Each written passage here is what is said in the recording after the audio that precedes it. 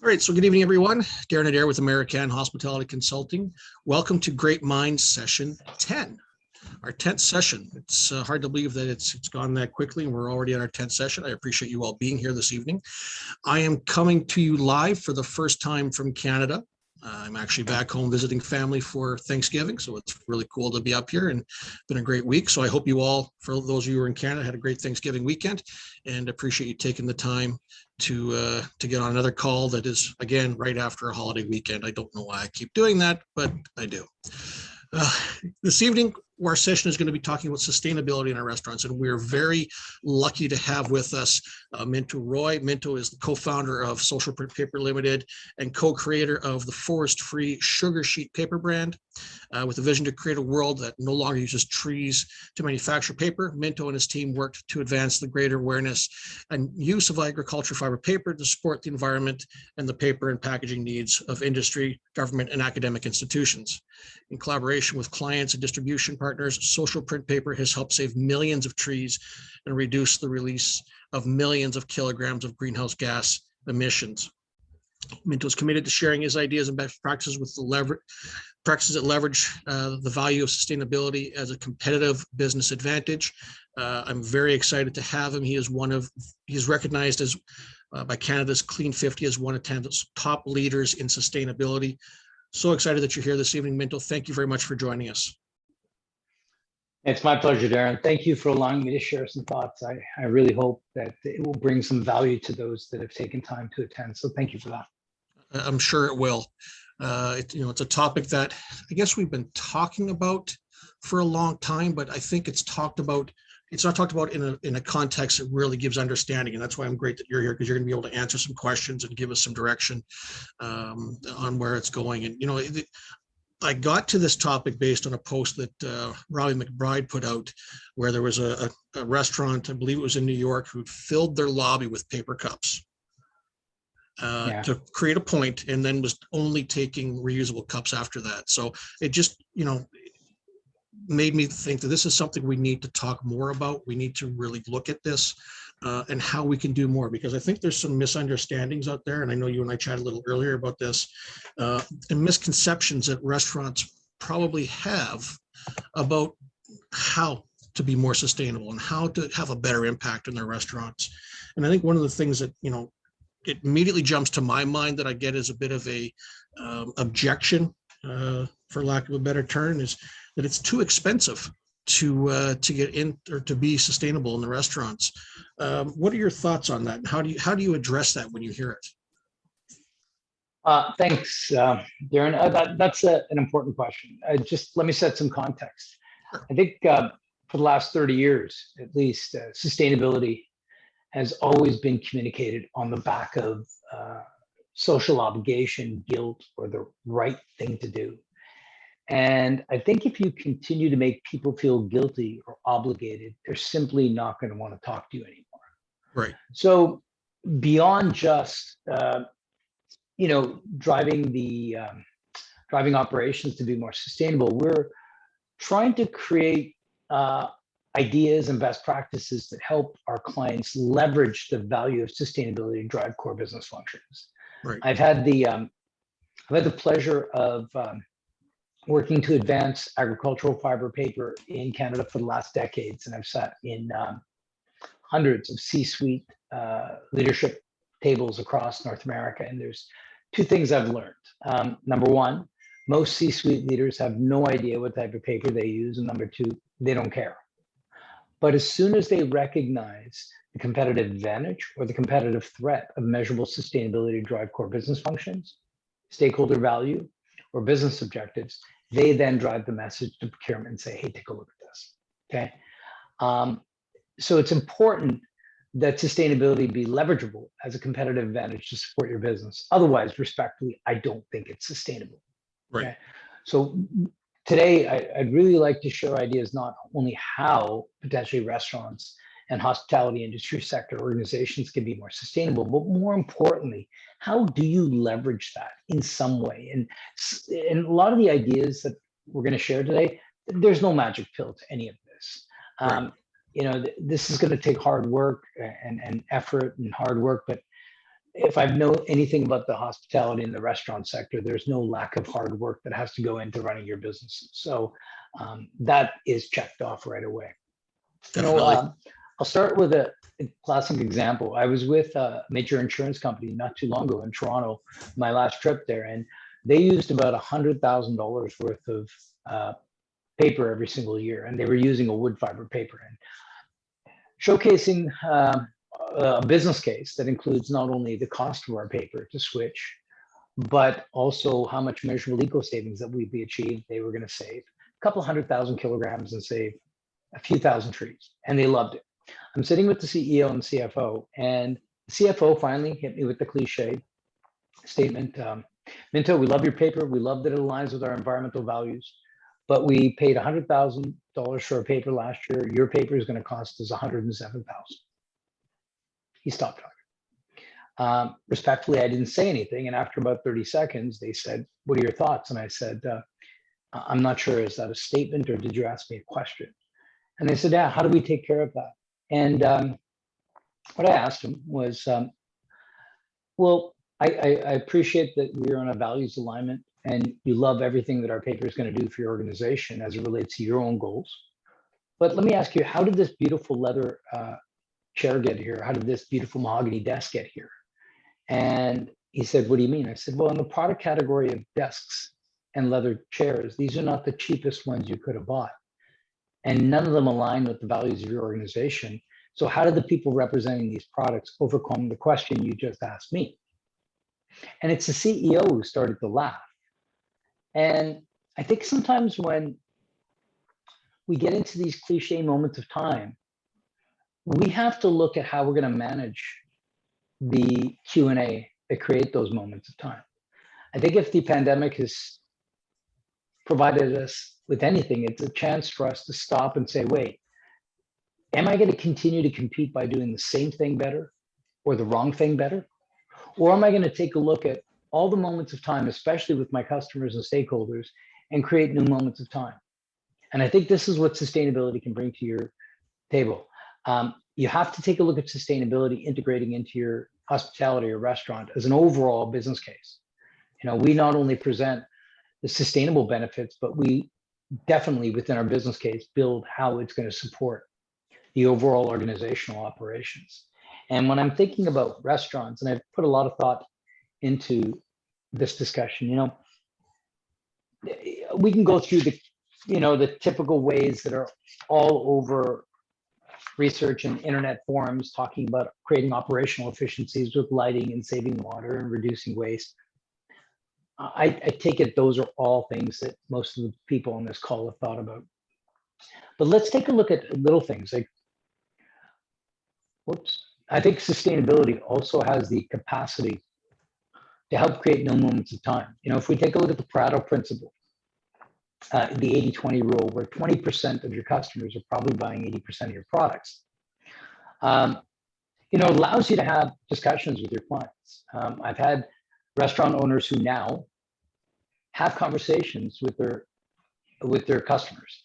So they actually say, hey, our organization is trying to elevate our sustainable practices. What are your thoughts on that? Does it matter to you? How does it align with your goals? Now, even if your restaurant isn't more sustainable, it's a chance for you to have more than a transactional conversation with your customers and stakeholders. Because most businesses operate on a very transactional level with most of their clients. Product, service, payment, out the door. But the only way in this new world to customize your commodity is through creating moments of time throughout the process. Okay. So really, I would suggest start having conversations with your key customers, include them in that discussion. You know, take and committing to sustainability also allows you to reach out to other groups and individuals that are part of your community that are also aligned with sustainability, showcasing the opportunity for your restaurant to be collaborative partners for their events, et cetera. And I've seen a lot of that happen. It certainly augments your social media presence. We also see it as a big tool to strengthen engagement with your current employees.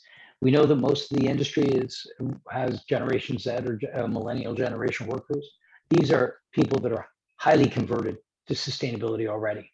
They're believers, and the alignment with your organizational objectives to increase sustainability deepens engagement. We know the war for talent is fierce out there, so retaining employees is important.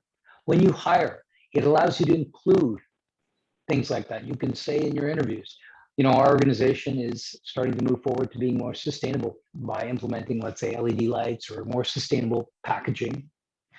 Does that resonate with you? And it certainly, for most people, will resonate, again, being a differentiator for you to become an employer of choice when they choose to work for someone. So really start to leverage how sustainability can work for you as it relates to your total operations to build your total business case. I think that's important. I was just talking to actually Jason McBride of House Hospitality, and we had printed some menus on tree-free paper for him. And we talked about him handing out the menus, and he says every time he used to hand out menus when he did a restaurant opening, he said, oh, by the way, that's printed on tree-free agricultural waste paper. And he said, nobody gave back the menu. It opened up a discussion to say, oh, how cool is that? The menu had more tangibility and value than a regular menu that couldn't have that conversation. Right. So it's these little incremental abilities to use. And I always use a saying that, if I have a race car and I can make my race car 2% better than the other race car, I win 100% more races. I don't win 2% more races. And that's all we're talking about. No magic pill, but doing something just slightly different in every facet that you can think of to drive greater value for your customers and community and stakeholders. Perfect. Well, that's great. Guys, as we're going through, as usual, if you do have any questions for Minto on this topic or any comments, please just put a note in the chat box and I will bring you in to ask that question. So, so a lot of great information there. And I like the idea of starting, simply and starting having those conversations, which, we all know we need to do with our guests. And I think one of the challenges, and just from some of the people that I've spoken to, is they just get so overwhelmed about what the thought of becoming more sustainable means to their business, right? And by simplifying it into starting with those simple conversations, it should take some of that pressure off. So, what are some other things that you would suggest? Restaurants, the independents, and the smaller groups, what should they be looking at, or where should we, when they're having those conversations, is there anything else they should be looking at, or where they should start to move forward with this?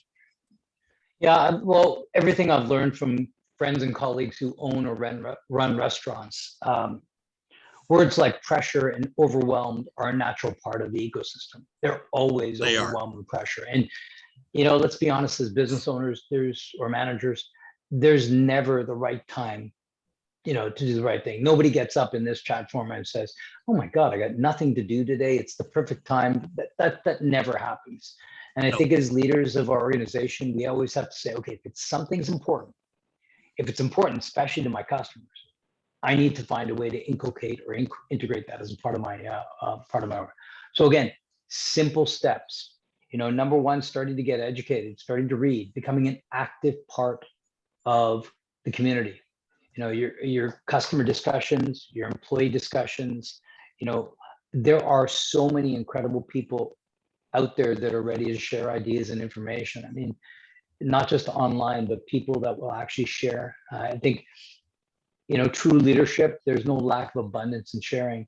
Check out restaurants that are doing the right thing. And as hospitality and restaurant owners, I am absolutely certain if you contacted them and asked them for ideas, they'd be willing to share ideas. Right. And I think you're not alone in feeling overwhelmed. There's information out there. You just have to start the process slowly. And you don't have to get there overnight. Right. But, as I look at, what's happening with the pandemic and the gigantic changes that are happening in society and business, if you're competing simply by continuing to build a transactional relationship with your clients and community, you're going to be at a disadvantage. The world continues to compete by doing the same thing better and the wrong thing better. And I think it's really, really an important time for us to all take little steps to say, wait, how can I do something differently that's in line with the growing alignment with the values of my customers, and Right. sustainability is definitely one of those issues. Definitely. Is there a hospitality group that you think is starting to make some good inroads, or is there a thing that you've seen that are happening in this industry that you feel are a good step for hospitality and moving forward to becoming more sustainable? Yeah, I think it's really important that for us, our focus is helping organizations evolve to using tree-free packaging, and I've seen a real drive towards that. So, reducing styrofoam and plastic, um, and looking at alternatives, agricultural fiber waste, alternative fiber paper. Really, if you take a look at things like plastic and styrofoam, those are long-term resources. But if we think about it, most takeout containers, anything that's used from an operational level in a restaurant or hospitality, lasts a few seconds, a day or two before it's discarded. So the use of for short-term products, the use of agricultural fiber waste, which is in global landfills, is not only a great idea, but it allows you to share a great story with your customers, staff, and stakeholders. And again, leveraging that story.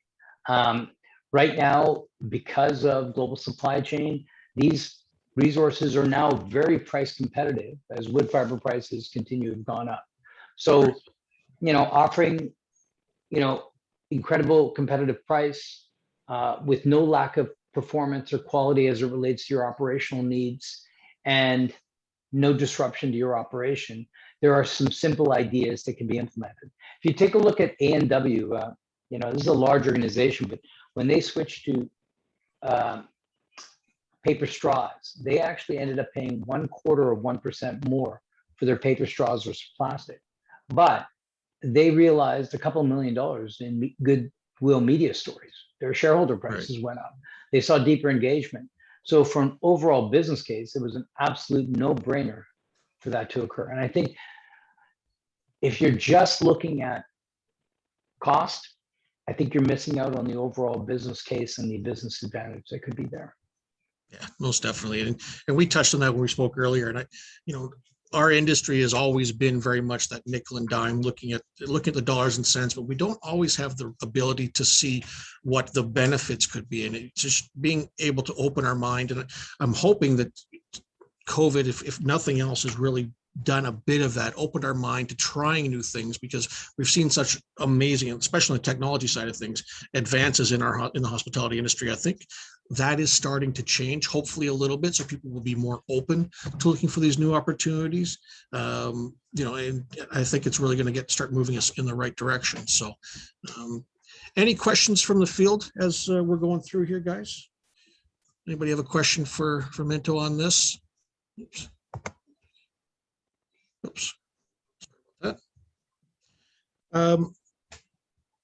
We've touched on a little bit, but what are some of the things that you're specifically doing to help support the hospitality industry?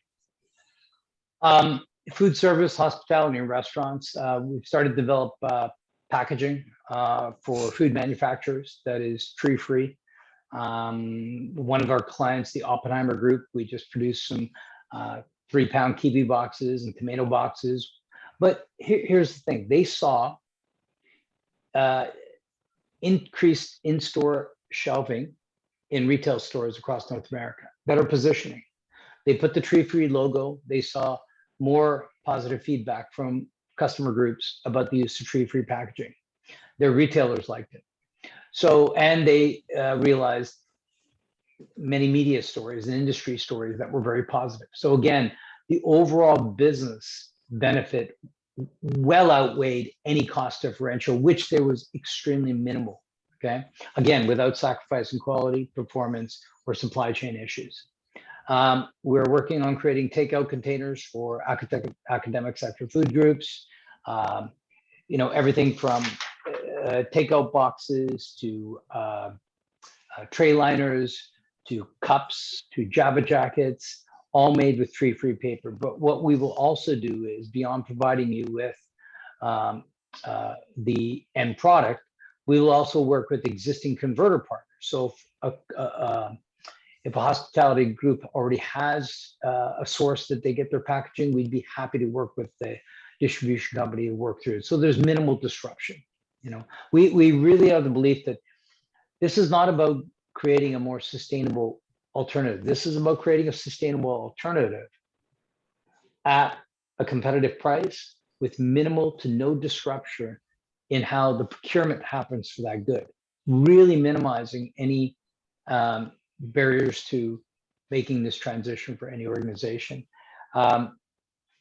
So, all the things operationally that are used within the hospitality sector that relate to the use of plastic and paper or traditional paper, we're looking at integrating tree-free paper as an alternative for them to consider. And we'd be happy to provide samples and a comparative quote that provides not only if they provide us with their approximate level of usage, we provide them with a comparative quote in terms of dollars, what they would pay, but also the measurable eco savings that will be achieved if they made that switch on an annual basis. Right. And then when they do make that switch every 3 months, we provide a measurable eco savings report that they can proudly display on their website, in store, share with their newsletters, etc. Nice. So what are some things we can do to kind of communicate this a little bit better? Because, you don't hear a lot about some of these advances and different opportunities and ways that restaurants can get more involved. What do we need to do differently? How do we get the message out? Yeah, I think this is really important. I appreciate that most restaurant owners, most business owners are super busy with everything. But I think sustainability will be as disruptive as technology was in the late 80s and early 90s, leaving those that were laggards at a big disadvantage. And I really believe with increasing compliance, the growing customer demand for customers looking at sustainability as a key criteria. Business owners and business managers really need to get involved and educated on the discussion. Start to, number one, do some research, read about your industry as it relates to sustainability, become fluent with the dialogue, and then start to have conversations with internal and external stakeholders, your customers, your staff.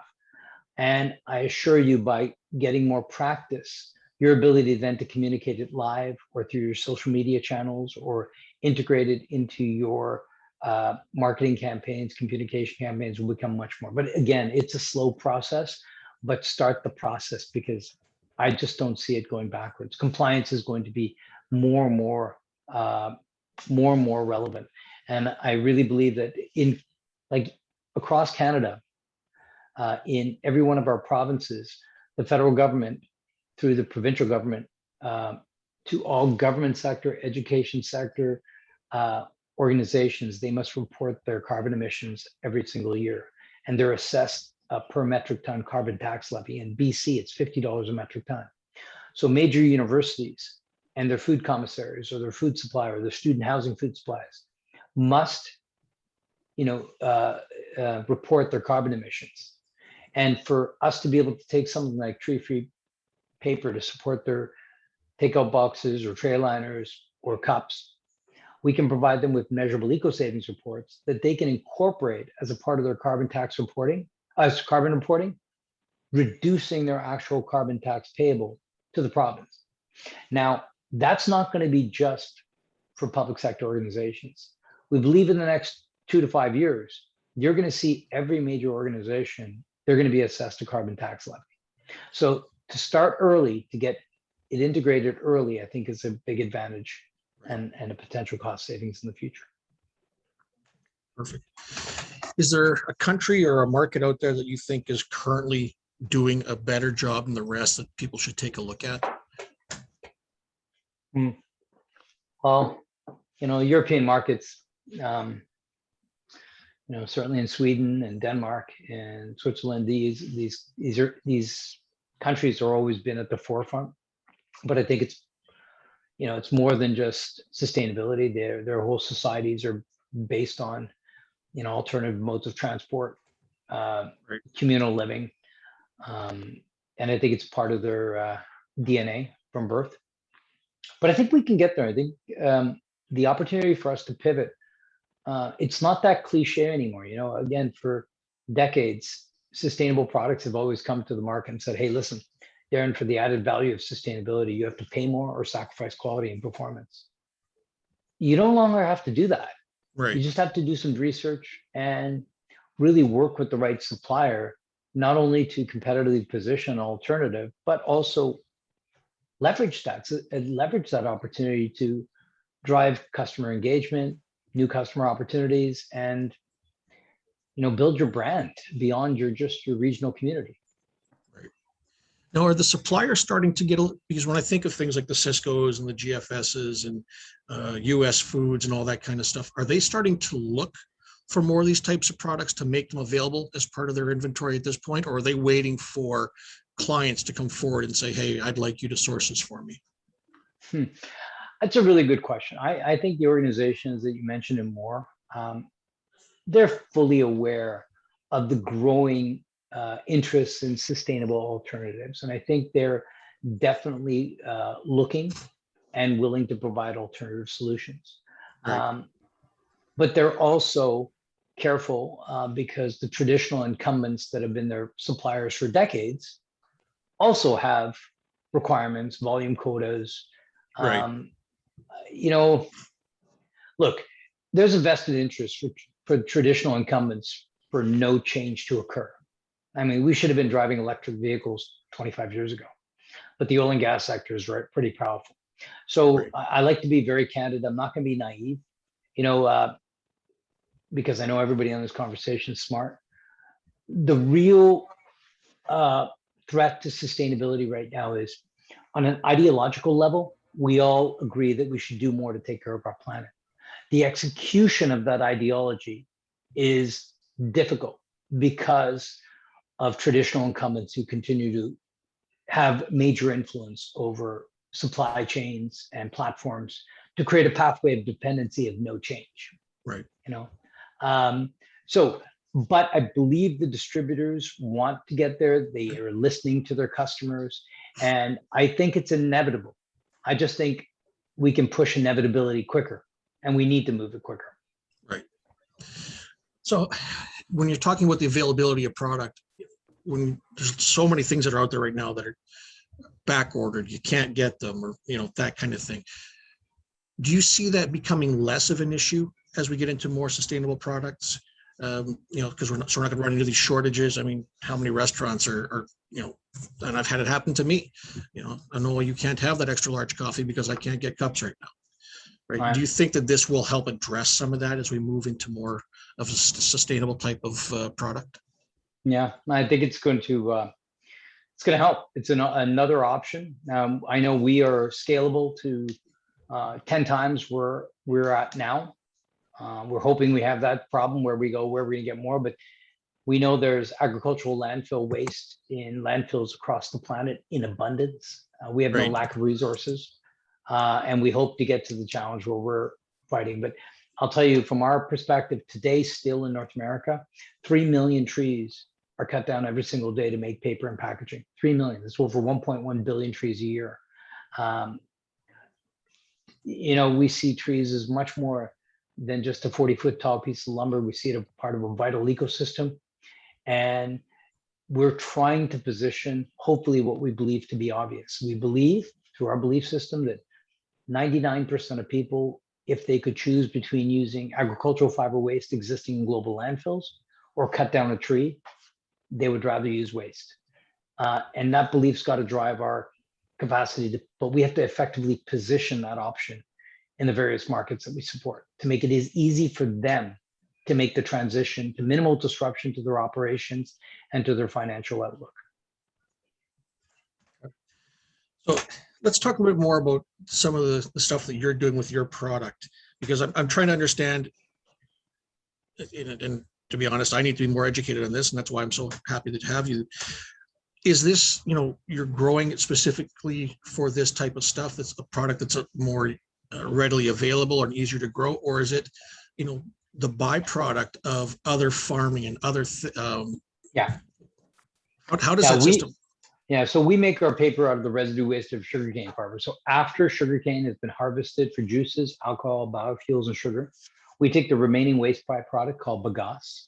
We divert it from global landfills and we make paper and packaging out of it. We do not create new sugarcane farms. These farms have existed for 50, 100 years plus. We're just taking residue waste byproduct that used to go into global landfills, creating an alternative crop revenue channel for farmers. And we see this happening in many areas of the world. Inevitably, looking at taking agricultural fiber waste and residue waste and using it for other things is going to be, I think, more and more prevalent as we move forward. Right. And I think that'll be a good thing for the supply chain, helping to create options. Right. So what are some of the other things that could be utilized? I mean, I've heard hemp is a product that is, so versatile and can be used for so many different things. Like, is it just the sugar cane that you're working with, or are there other potential products that we have explored the use of wheat fiber? Okay.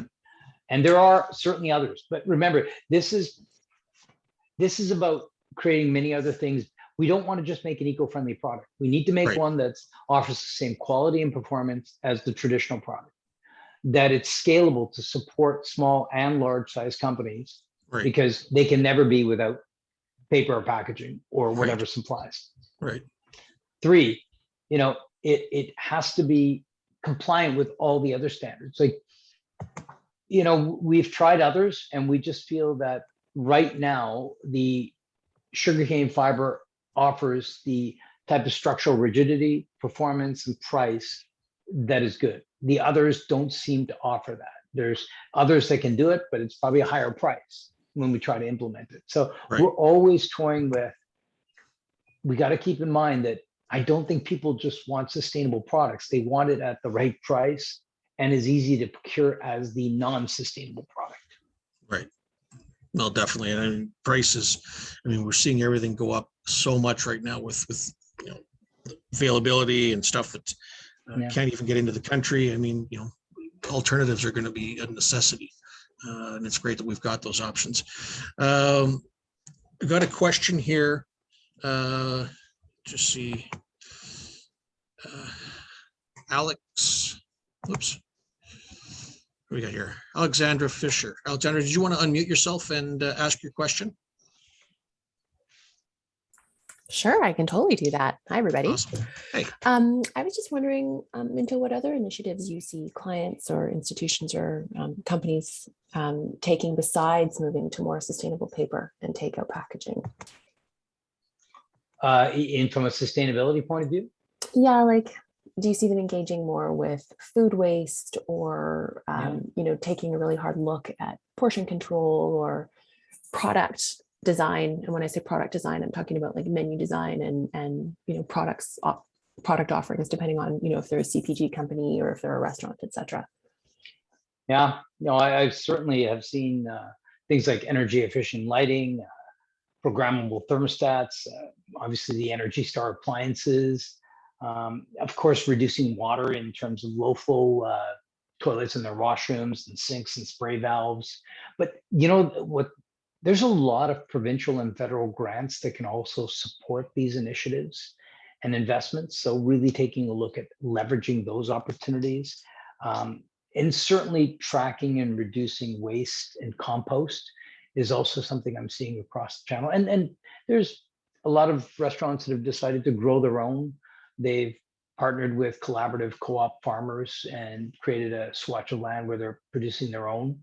Again, not just from a sustainability point of view, but it's, again, another great story that will resonate with their community of stakeholders. But I do see it. And I just think the next step is helping organizations leverage that value to drive business growth. I really think that's the magic bullet in sustainability is how do we get people not just to be sustainable, but how do we create their fluency to know how to use it to drive other core business functions and get comfortable with that.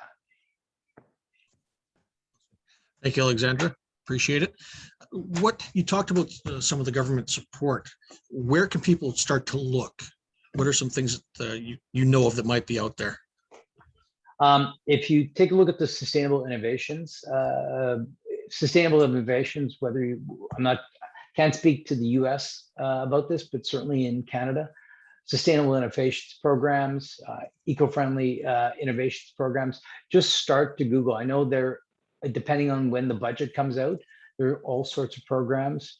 I would venture that the associations, the restaurant associations might be able to help you.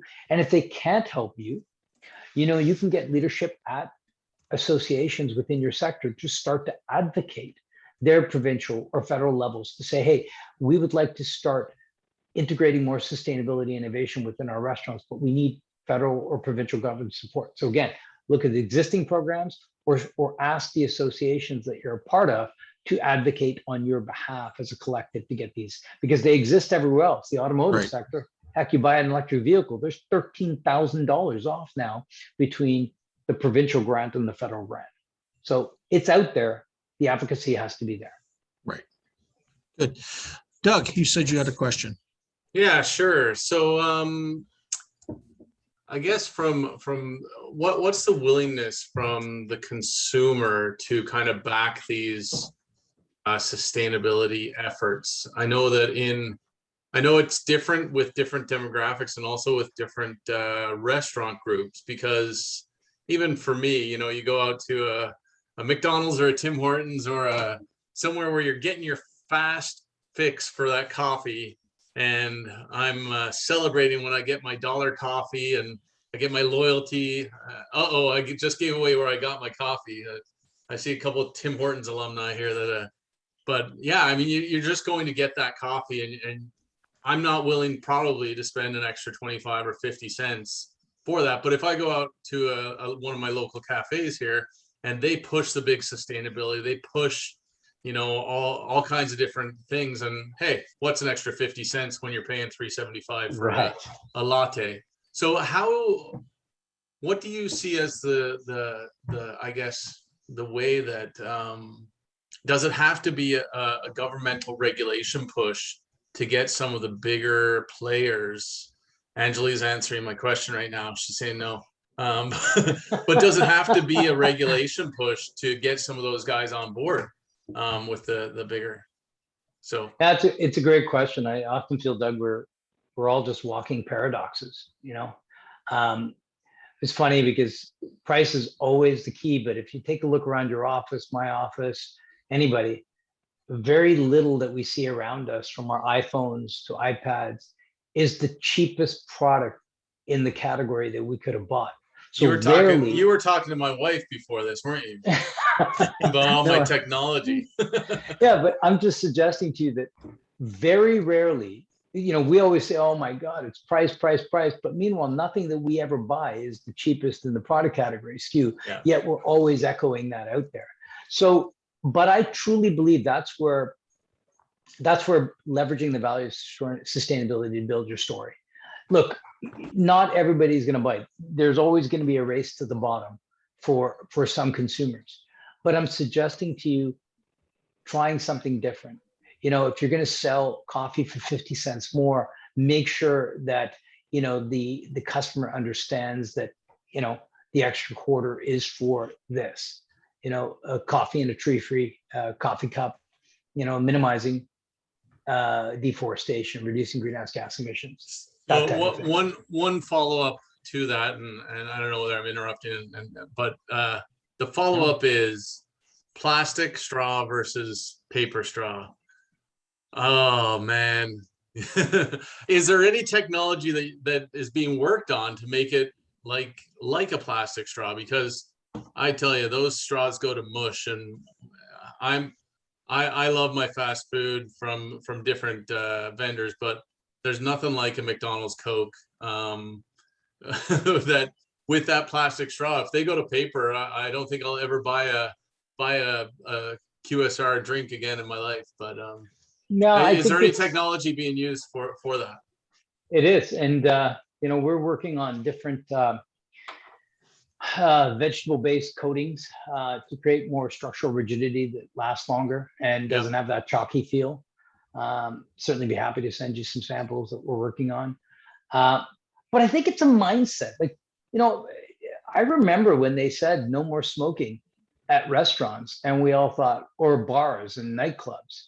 And a lot of us thought, that's it, it's going to shut down. I mean, who the heck's going to go to a nightclub? But it didn't die. And I think, there's that old saying, 90% of what we worry about never actually happens. And I think you can adapt. I think sooner or later,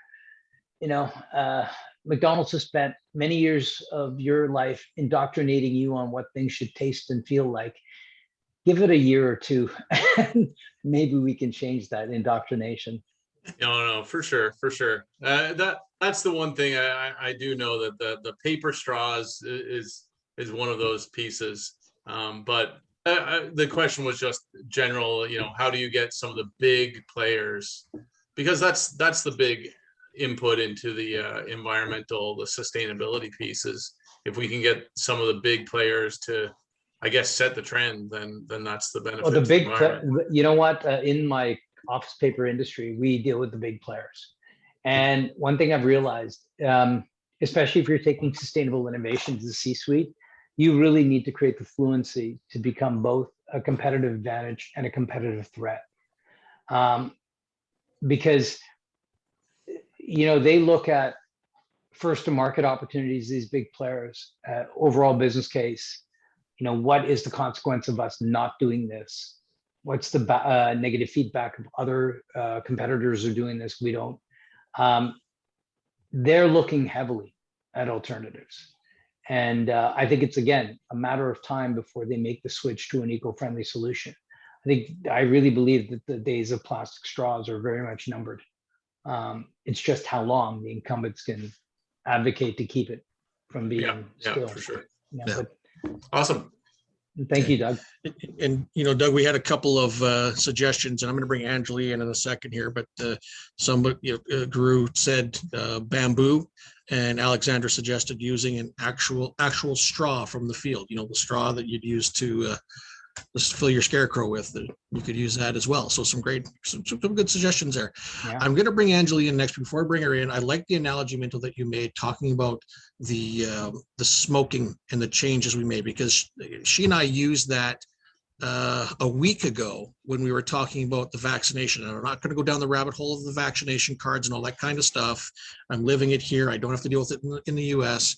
It hasn't been the end of the world. But I use the same thing, saying, remember when Tim Hortons was pulling out their smoking rooms, everyone else was going non-smoking, and they thought the whole industry would implode, and it didn't. So I just like that. So Anjali, I know you had a point and a question, so I'll bring you in. Awesome. Thank you so much, Darren. And I'm happy that you made it to Canada. I know that was quite the research that you had to do. It was. That will be your next Great Minds session, is how to travel to Canada from the United States without, jumping off of a bridge, the bridge as you cross, basically. Yes. Awesome. Well, I think I always look to, I guess, some of the background, the things that I've been working on over the last year. And I think, I'm definitely not an expert in this field, but it's things that I've learned as I've had some clients come forward in the sustainability and green space, And before I started Tim Hortons, a fun fact that you guys may not know is that I was on a consulting assignment with the Ontario Power Energy. And so I was doing a lot of work with them on the development and realignment and strategizing with their organization. They did cry a little bit when I left, because they finally had an executive assistant that really enjoyed their VP. And so I think that was my first exposure to green and initiatives and governmental initiatives. I feel strongly that if the government can initiate or create a program that inspires people to want to get a COVID vaccination, I'm fairly certain there's enough incentive that can be put together on paper to get people to and organizations to buy in eventually. I think, and I know that's happening now. But the reason why I'm saying this and kind of positioning it that way is because it's going to come down to just pressure and also incentive, and like to your point, just happening, who's going to kind of jump on board first to be the market leader, like A&W did with creating, kind of repositioning into that opportunity that they saw of just having more of a healthier and sustainable kind of, burger and, introducing the first plant-based burger, kind of rolling it across Canada. And they did a lot of really great work there. So for me personally, I see a lot of things that happen, right now in some of the consulting clients. I just had a client that did they opened up a vegan restaurant. And so the top priority with them was to make sure that all of their packaging was sustainable. And that was really important. And part of it was they were looking at all these different pieces of packaging and trying to make a decision of where to go first. And I feel like it's tough. It's hard. I think there's a lot of questions on where to go, what to do. But that was one of his top questions: is where do I begin? I know that I need to make this part of my corporate social responsibility statement. I'm a small guy. This is actually in my motto or my mission. So I think it's just that confusion of, who is the source, or where do I begin when I want to introduce packaging, or if I want to do something that's going to make sense for the future. The second part is, looking at the kids, they're the generation today, the Generation Z and beyond. They bring, to them, it's not even a question. So, my daughter, she's 19, and she brings her own straws, she brings her own utensils, she opens it up, she sanitizes it. This is just the norm for her. She tries not to ask for straws. If they send straws, if we're getting like a takeout or something like that, we keep them and we use them. So we tell them not to give us straws. And so that it's just this change of mindset. I think the younger generation, as we start looking at all of these initiatives that are coming forward, and environment is a really big one. And I think Greta Thunberg, like, obviously she drove that. She was a big voice and a big influence for this young generation, but they're listening. So they're going to drive that messaging forward to mom, dad. Historically, we know this is what happens. The younger generation's influence is us, us that have been like, well, we used to smoke in the smoking room, and, we would take 10 straws and we wouldn't think twice about it. And it's literally going to come down to influence, peer pressure, and just social change. My concern is timing, so I think timing, looking at food costs is going up and other things that, being able to introduce additional perceived costs, even though they may not be, it's just going to be a greater challenge to these restaurant owners that have already had to buckle a little bit. So I think coming out of the gate, if you already have that as built into your mission, it's going to be a lot easier because, for these brands to roll that out. And I would love to see a McDonald's, or to see, I know Tim Hortons has been pushing that really well, actually, this past 12 months. We've seen their sustainability changes that they are trying to make, and, looking at ways that they can, save money for the restaurant owners as well. So I think it's just going to take that change management, that time over the next 3 to 5 years. But I think it's just, we're very close, I feel. So I don't know if anybody has any suggestions, checklists, just to get people on the right track. Or I know you mentioned some websites, but just even doing a sustainability self-audit would be a great tool, I think, for some of these brands that are trying to figure out, what can I do and what could be the cost savings, and then what's the impact for my organization. Definitely. Thank you, Anjali. Minto, is there something like that, or do you have something like that that brand or independent restaurateur could have a look at and see, here's my starting point, here's the things that I should be considering or looking at to get myself pointed in the right direction? Well, what I'll do is a couple things. I'm fortunate to have some relationships within provincial and federal government. I'll reach out to see if there's any specific funding programs right now in place to help restaurants inculcate sustainability, and certainly put together a checklist from 1 or 2 restaurants that I know that are doing a number of things. And I'll pass that on to you as a follow-up, as a call to action for this call. You could send it out to your network after that. Awesome. I appreciate that. Thank you so much. Awesome. All right, guys, any other questions from the field? All right, well, guys, I appreciate you taking the time. I know, I'm sure we're all still pretty tired from all the turkey we ate yesterday. But I did, this is an important topic. I probably going to revisit this again. And Minto, I hope you'll have the opportunity to join us. I know I've got some other contacts who are very passionate about this space. I'd love to get you in contact with them and kind of have another panel to share some ideas from different parts of Canada, the US, and the world, because I've got some connections in the UK that can talk about what they're doing over there, because I've talked about this before. As a community, we don't have to do this alone. We need to stop trying to do this alone. We need to work together as a community, share ideas, talk, and help each other out, because that's how we're going to continue to succeed and move forward. So, this forum, it's why it was developed, and I appreciate all of you being here. Minto, I appreciate you taking time out of your busy schedule and sharing your thoughts and ideas with us this evening. Our next Great Mind Sessions, guys, is going to be on Tuesday, November the 2nd, barring any unforeseen incidences like we had this month. I do apologize for that. I will share this out via my YouTube channel, Facebook, and LinkedIn once the recording comes through.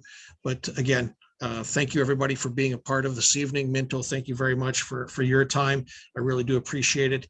And guys, if there's nothing else, I will let you get back to your evenings. And I'm going to go actually spend some time talking to my mother-in-law, because that's the one thing I haven't done yet since we got home to Canada, because I've been too busy talking to everybody else. And I know she's getting mad at me. So guys, have a great evening. We'll talk to you next month. And thank you very much. Have a great week. Thank you. Take care, everybody. Take care, Darren. Thanks, bud. Thank you so much. Thank you.